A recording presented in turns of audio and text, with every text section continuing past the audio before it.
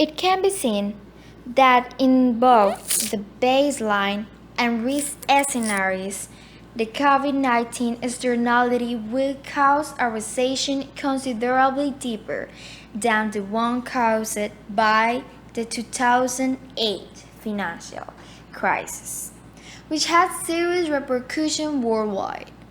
However, in the long term, growth will resume in both cases, and by 2024, the GDP level will have exceeded 90 billion. The table shows the percentage variation of GDP by region, in which East Asia stands out as it's the only region with positive variation and greater variation in the 2021 forecast, and Latin America with the worst performance to close the year 2020. This can be largely due to the fact that the majority of Latin American countries are classified as low or middle income countries, and their infrastructure has not sufficiently developed to face forced situations such as work remote. In the case of being in the worst scenario risk, the gross spending on research and development will be much greater than the most optimistic scenario, given that the research regarding vaccines and drugs to counter COVID-19 are a major expense in addition. In the risk scenario, user behavior will tend to use more digital media to do everyday things, which will continue to drive the technology industry. The recovery of the number of working hours in the world will be slow and uneven between countries. For these reasons, the recovery of this area depends on the public policies that each nation implements to face the consequence of COVID-19.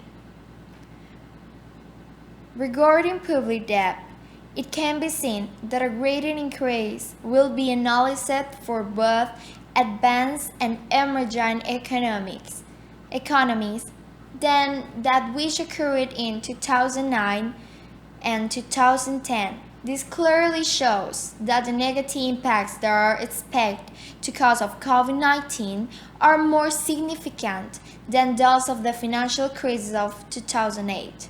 As a result of the current situation, the growth of domestic debt has increased in a very abrupt way, which represents the bad economic situation that many households are going through. Although in the future the growth of the debt will slow down, it will have already set the historical level that has been in place since 2000. Higher average growth is expected in the coming years in service and especially in the other service subsector, where rates in the rest of sectors will decrease. Now, the pre-pandemic GDP level is expected to cover until September 2022. In addition, a rapid recovery can be observed until December 2020. From then on, the growth rate will be lower, thus giving a slower recovery.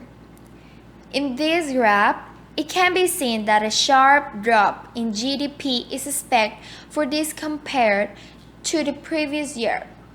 However, by 2021, the growth rate that the country had represented in 2019 will have already recovered. It must be very clear that although the level of growth of years prior to COVID-19 recovers, this doesn't mean that in that period in the time the level of GDP that was lost due to the situation will recover. Now, in this table, it can be seen that the situation in Colombia in 2020 was very unfavorable, as high unemployment 19.3%, an increase and decrease in GDP less 7.5%, and an average price of oil stand out. It reached its worst value in the last 5 years, 44 USD. For 2021, although significant GDP growth is expected, employment doesn't show a significant improvement, and the average price of a barrel of oil will not rise above 50 USD either. Inflation for both years remains below the inflation target of the Banco de la República, which indicates a good performance of the central bank in times as difficult as the current ones. FEDESarrollo estimates that the sector most affected in Colombia by 2020 will be the arts and entertainment sector, with less 20.6%, the construction sector with less 14.5%, and commerce and transportation with less 14.3%. However, by 2021, both in a pessimistic scenario and in a central scenario, all sectors of economy will have positive growth rates. This may be due to the adaptation that economic agents have present to the current situation and the level of confidence that the institution FEDESarrollo has in the public management implemented by the current government.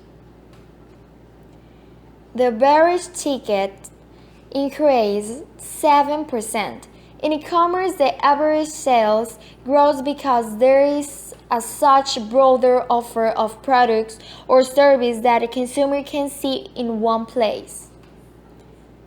Inorganic traffic increases 30%, easy of finding the products that the consumer is looking for through search engines such as Google.